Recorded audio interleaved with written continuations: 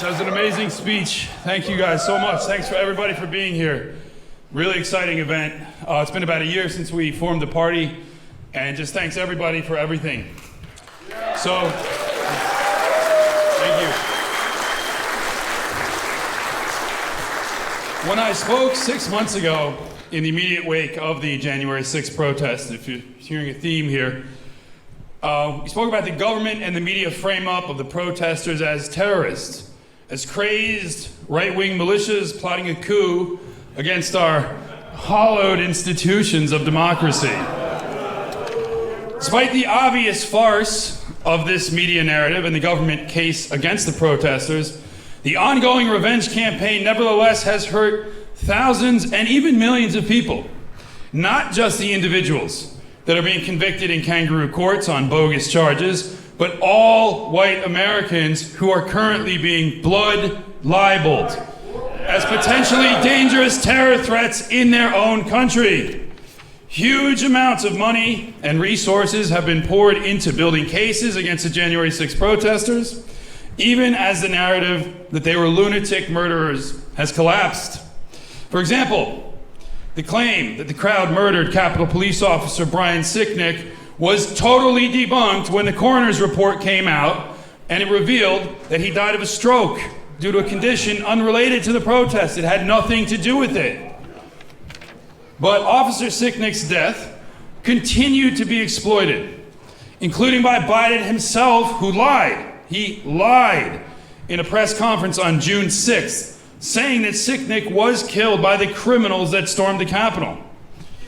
We've spoken before at previous meetings and today about Richard Big O Barnett, who was arrested, denied bail by a politically motivated judge, locked in a Washington, D.C. jail where he was beaten by black guards who yelled at him, "I hate all white people." This is in court documents.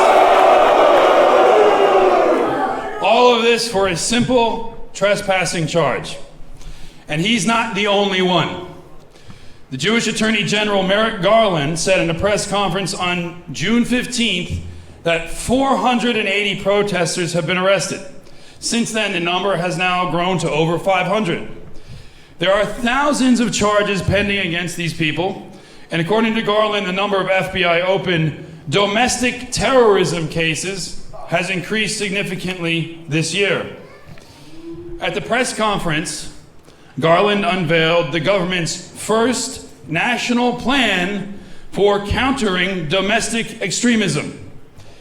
He referred to a March 2021 unclassified intelligence assessment, which claims that the two most lethal elements of the domestic violent extremist threat are racially and ethnically motivated violent extremists and militia violent extremists. So, according to the government's new jargon, they use the term DVE for domestic violent extremist, RMVE for racially motivated violent extremist, and MVE for militia violent extremist. I'm sure you're sensing a pattern here. So Garland went on to clarify that he's talking about extremists that supposedly advocate for the superiority of the white race, and not those that spent several months last year actually inciting violent, racially motivated terror on the country. In fact, Garland and the entire government and media apparatus agree with and support those racial violent extremists. The March intelligence assessment is interesting, because while it's blatantly and obviously false, and the authors no doubt know this, it provides the narrative justification needed for a totalitarian state crackdown on political dissent characterized as terrorism. For example, it claims that the intelligence community, this is another quote, the intelligence community assesses that the MVE threat increased last year and that it will almost certainly continue to be elevated throughout 2021 because of contentious socio-political factors that motivate MVEs to commit violence. But there were 0 racially motivated white supremacist or militia terror attacks in 2020. So on what basis can you claim that it increased? Increased from what? Increased to what? It's just 0. The Jewish ADL themselves, who set the agenda and the priorities for law enforcement in the United States, had to grudgingly admit the lack of right-wing terrorism in their 2020 extremism report. I talked about it last time. And despite their rather absurd efforts to frame suicides and police shootings of criminals as right-wing extremist related deaths, just related. They're just sort of, kind of, somehow connected in some way. But in any case, they're only able to identify 16 people that died in right-wing related incidents, most of them suicides and police shootings of actual criminals, while there were 20,000 murders last year in the United States. Yet this is their top priority. The report further states, as another quote, the intelligence community assesses that United States RMVEs who promote the superiority of the white race are the DVE actors with the most persistent and concerning transnational connections because they have similar beliefs to groups that exist outside the United States, and they frequently communicate with and seek to influence each other. We assess that a small number of US RMVEs have traveled abroad to network with like-minded individuals. The IC, that's the intelligence community, assesses that DVEs exploit a variety of popular social media platforms, smaller websites with targeted audience, and encrypted chat applications to recruit new adherents, plan and rally support for in-person actions,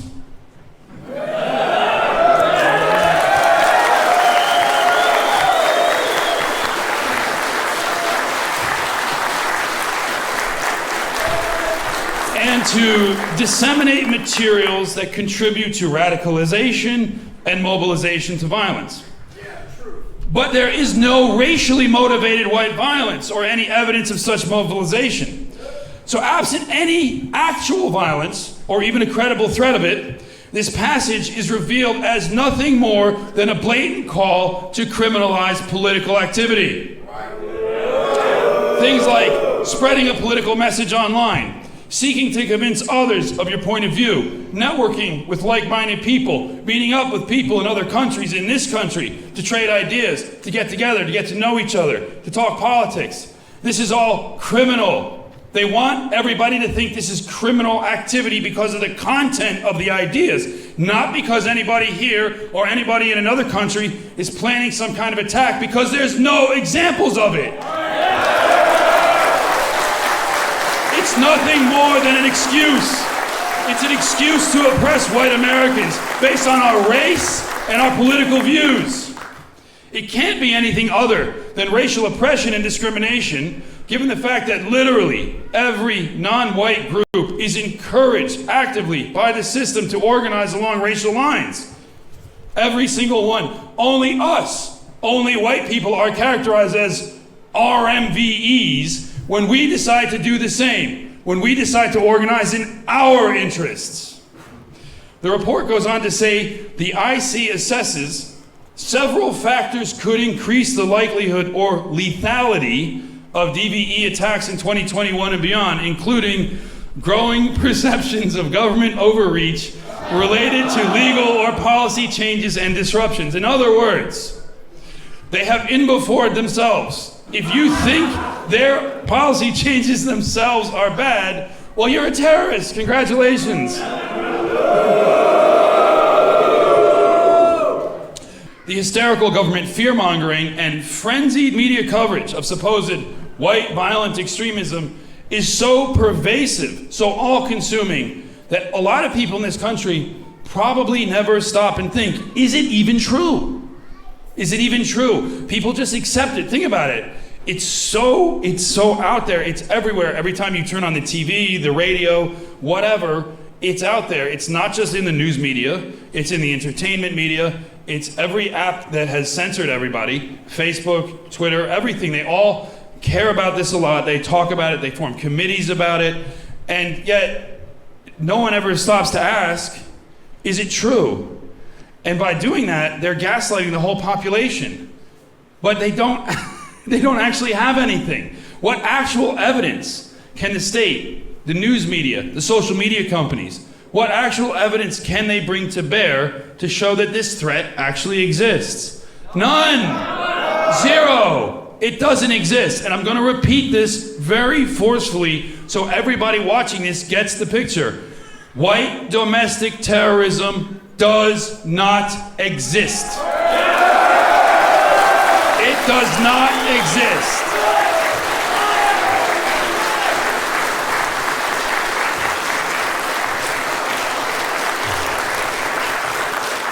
The March Intelligence Assessment is nothing more than a propaganda document.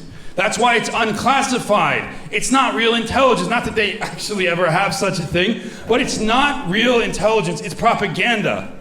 It's put out there. The purpose of it is to provide a citation when the media needs a citation needed to talk about white domestic terrorism. Since they have no actual terror attacks, they have no actual incidents, they resort to an appeal to the authority of the FBI and the intelligence community and the government's assessment, which itself lacks any facts. There is no threat of racially based violent white terrorism at all. There have been zero terrorist attacks by anyone that can be credibly characterized as a white supremacist this year, last year, and going back several years. The conspicuous lack of such crimes has started to become embarrassing for the system, particularly given their intense focus on this issue amid a massive black crime wave that is engulfing major cities and even minor ones across the entire country. The crime wave is consistently rated as one of the top concerns of voters in opinion polls. In these polls, the white domestic terrorism, it doesn't even register. It's not even in the top 10. It's not a concern at all. Nobody says they're concerned about it because it doesn't exist. This year alone, we have seen 400 mass shootings. Think about that. It's July. It's the end of July. And there have been 400 mass shootings in this country since January 1. 400. Zero have been committed by a white nationalist, by somebody who's pro-white, by somebody who's politically advocating for the white race. The vast majority of them have been committed by black criminals. The very people that we just heard are the ones that government is the most focused on uplifting. None of these have been done by anyone with an ideology like ours. So as a result of this embarrassing fact, the feds and the media have been reduced to concocting stories of such terrorism, some of which have blown up in their faces. Figuratively speaking, of course. So it's a metaphor. It's a metaphor. So let's look at some examples. Last year's bombshell militia plot to kidnap Big Gretch. Michigan Governor Gretchen Whitmer has completely unraveled. It's been revealed as a complete FBI hoax, thanks to excellent reporting by our own Joseph Jordan on National Life and Justice.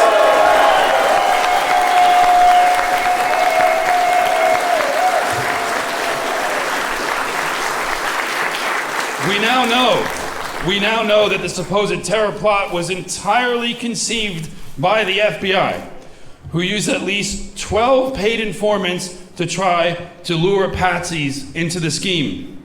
In fact, only one criminal has been revealed by the case.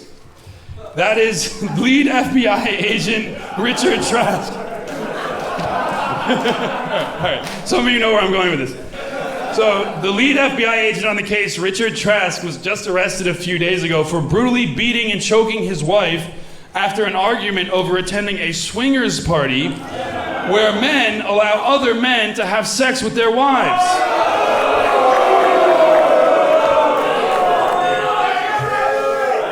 Trask is hardly the first pervert to be revealed in the ranks of the FBI.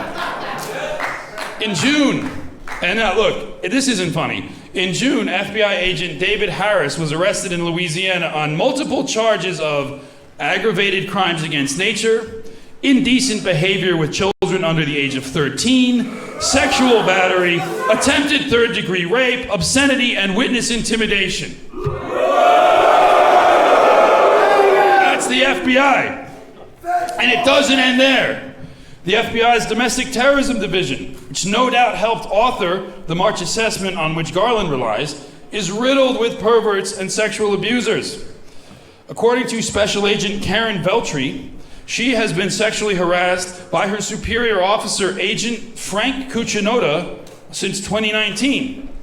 And when Veltri complained to his superior officer, Special Agent Robert Bennett, Bennett not only ignored her complaints, he started sexually harassing her. sending her photos of himself pleasuring himself with a rainbow-colored dildo and leaving messages on her phone saying that he wanted to see Justin Bieber's penis. Look, I mean, I'm not joking. You laugh, but I'm not joking. This is in the court documents uncovered by our very own Joseph Jordan. This is who these people are. This is who the FBI is. I mean, you couldn't make it up. If you said, I'm working on a novel, I'm working on a fictional novel about a corrupt government agency, the editor would be like, this is too much. You gotta dial it back.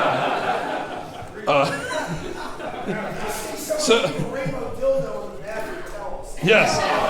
Oh, God. So Bennett is one of the agents investigating January 6th, and he's also been involved in some other political frame-ups of white men, which explains why the Bureau has yet to punish him, and they probably just won't. The FBI's monomaniacal focus on white domestic terrorism has had tragic results, as happened earlier this year in the case of one Brandon Scott Hull, a mentally disturbed young man that shot up a FedEx facility in Indianapolis last April, killing 7 people and killing himself. The boy's mother had previously reported him to the police as a potential terror threat who said he wanted to commit a mass shooting and be killed at the hands of police. The local police then contacted the FBI, who came and interviewed him in March of 2020. And according to FBI Indianapolis Special Agent in Charge Paul Keenan, the investigation into Hull was dropped because the FBI could not find any evidence that Hull was involved in any kind of pro-white racial politics.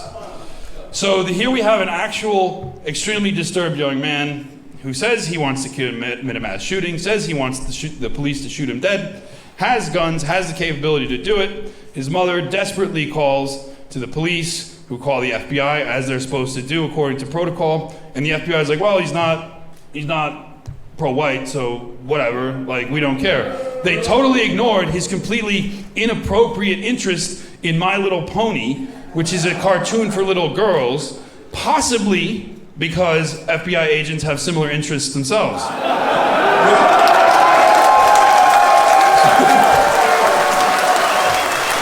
I'm only speculating on that one.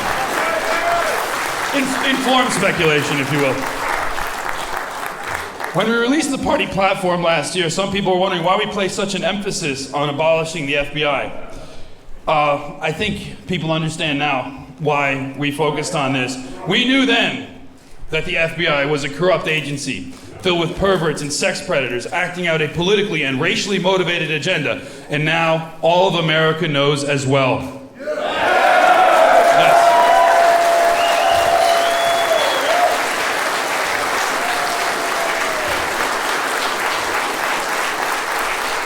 So, in the aftermath of the FedEx shooting and the revelation that Hull was in fact a brony and not a white nationalist, the media tried to rescue their narrative by promoting several stories that Hull was supposedly browsing racist websites, but they were never able to actually provide any evidence of this. But trying to project a white terrorist motivation on random shootings or crimes motivated by some kind of psychological breakdown is standard procedure for the US media.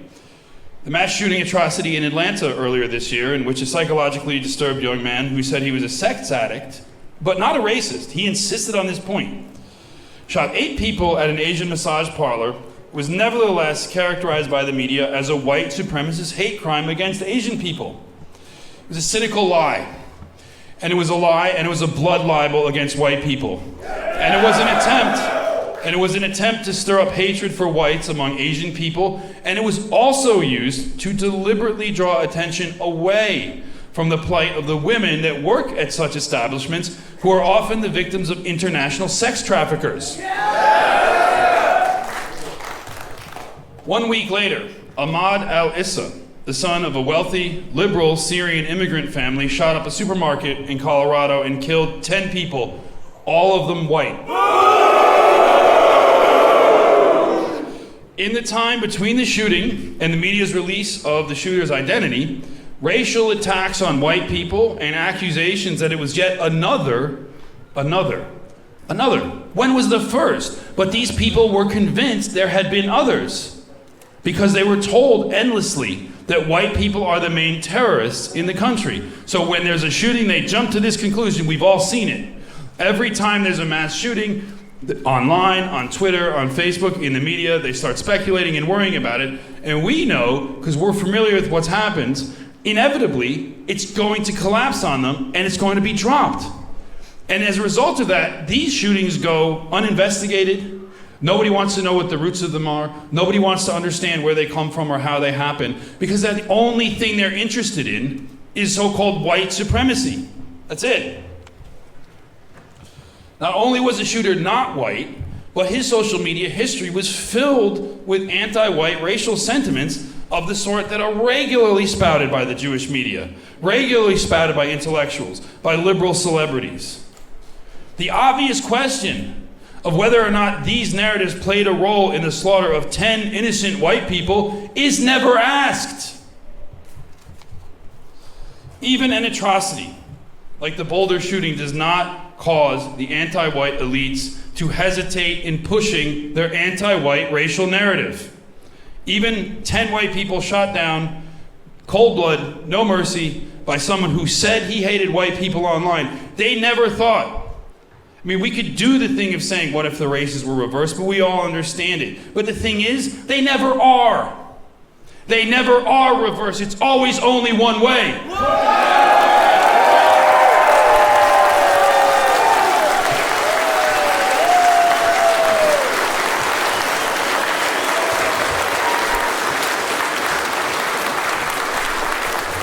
In another case, a deranged individual named Nathan Allen shot 2 people in a small suburb of Boston just a couple weeks ago. I think some of you guys might remember this attack.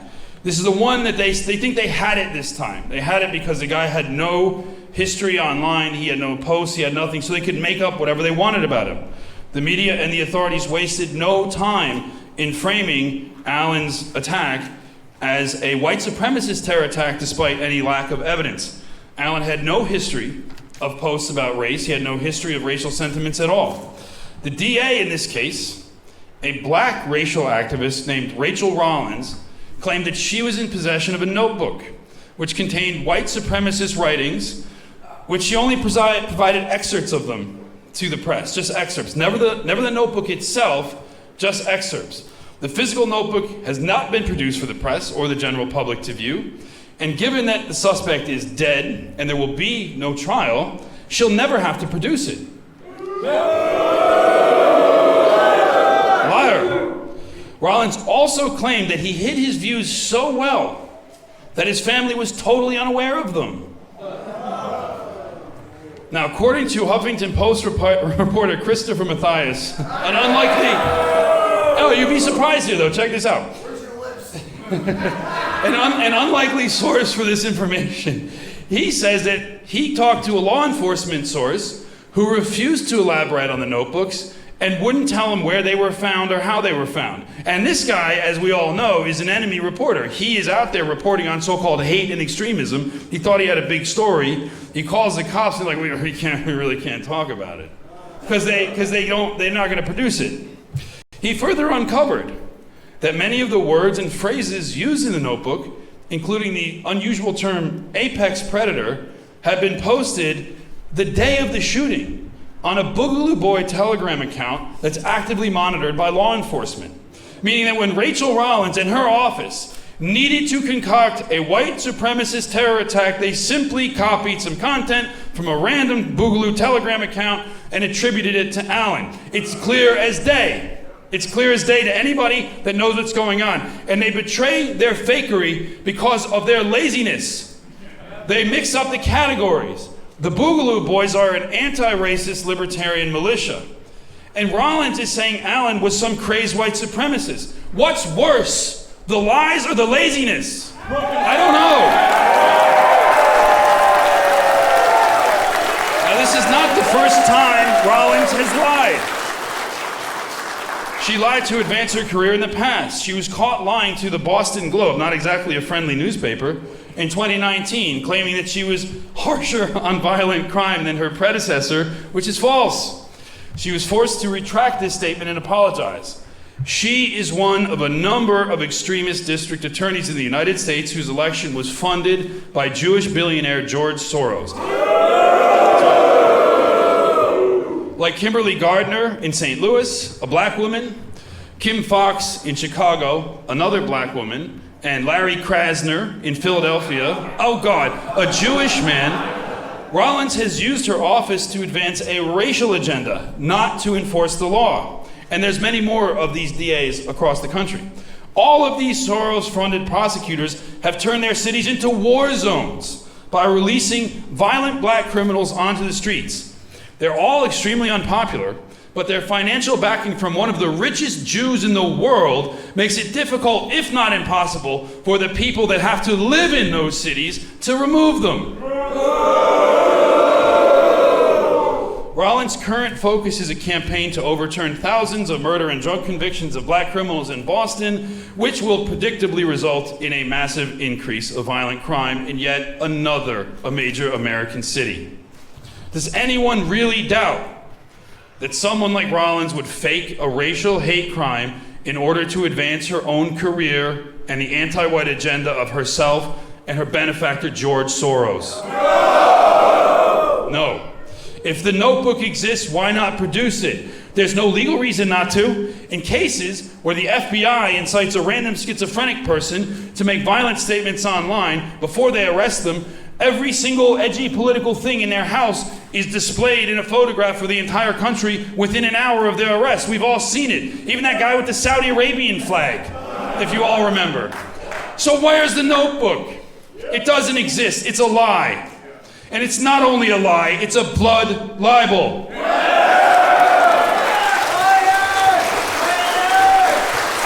The federal government right now is contracting with an anti-white NGO, means a non-Gentile organization, called Moonshot CVE, that's Countering Violent Extremism, and many other such organizations to identify internet search terms used by military personnel that they classify as RMVE related.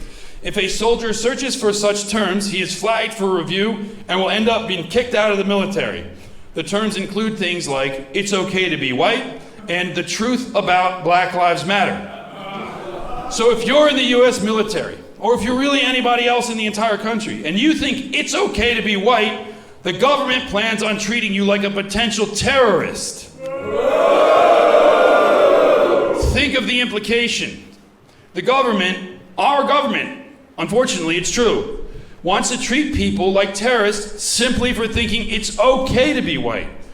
These kinds of stories have become so mundane in America today that sometimes we don't process the enormity of this, what this really means. People are so used to hearing about white terrorism, hate crimes, hate speech, hate this, racism, blah, blah, blah, blah, blah. They almost never question the genesis of these narratives, the reasoning behind them, or if they're even true. They just become part of life, something inevitable that everybody has to deal with, but never questions. White liberals tend to glom onto these narratives. They repeat them. They get emotional, intellectual satisfaction out of repeating them. They get invested in them as a form of status seeking. They'll fight to protect them because their own self-image as a wonderful, benevolent person is totally wrapped up in them. Conservatives try their best to avoid the minefield by accepting the fundamental premise and trying to conform to it in ways that are perceived as awkward or low status by liberals. This is a behavior pattern that only increases the vehemence of liberal attacks and creates more narratives and more situations that are characterized as racist, fragile, privileged, abusive, or harmful, and now even terroristic. Think about it. If the threat of white terrorism does not exist in reality, what purpose could such a narrative serve? What's the reason for it? Why do the media and the government and the police and the FBI constantly repeat this? There's only one reason. It's a racial attack on white people.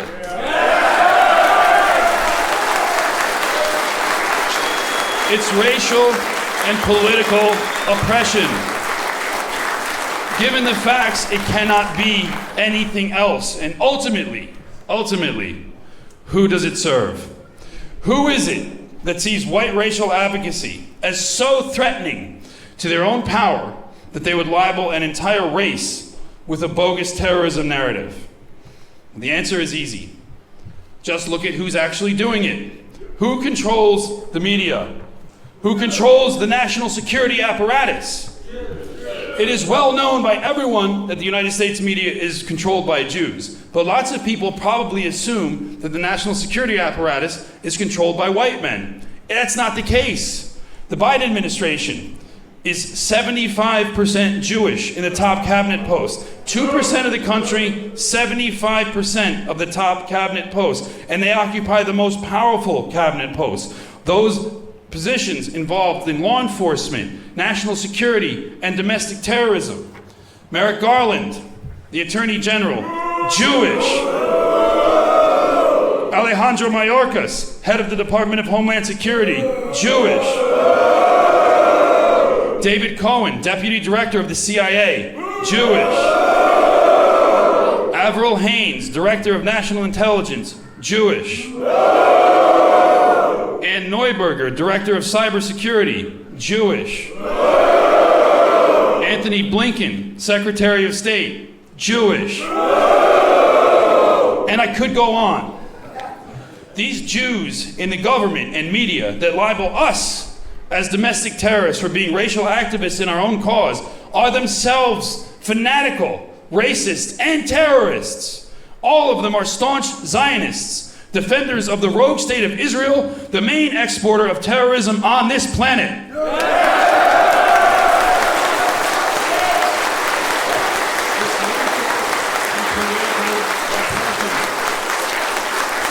Who has killed more people in 2021?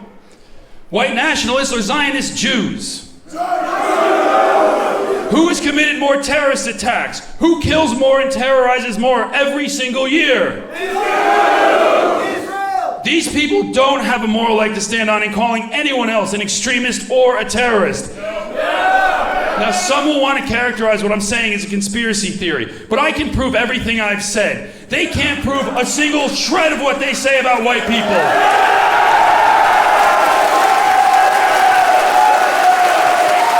Who's the conspiracy theorist? Who's a conspiracy theorist? Who's libeling an entire race? Who's really hateful? Yes. Ultimately, these people hope that they have poisoned the well with so many years of propaganda, with so many lies, that even as all their lies fall apart, the stigma they have created against white racial organizing will persist. But for that time, that stigma, it's all coming to an end. That's why we're here. That's why we're here. We are fed up with being lied to and being lied about. We will not be cowed by the blood libel of the wealthy and powerful. This is why we formed the party. Yes, this is why we formed the National Justice Party. We know the truth. We will continue to organize for ourselves, for our race, and for our freedom. Thank you.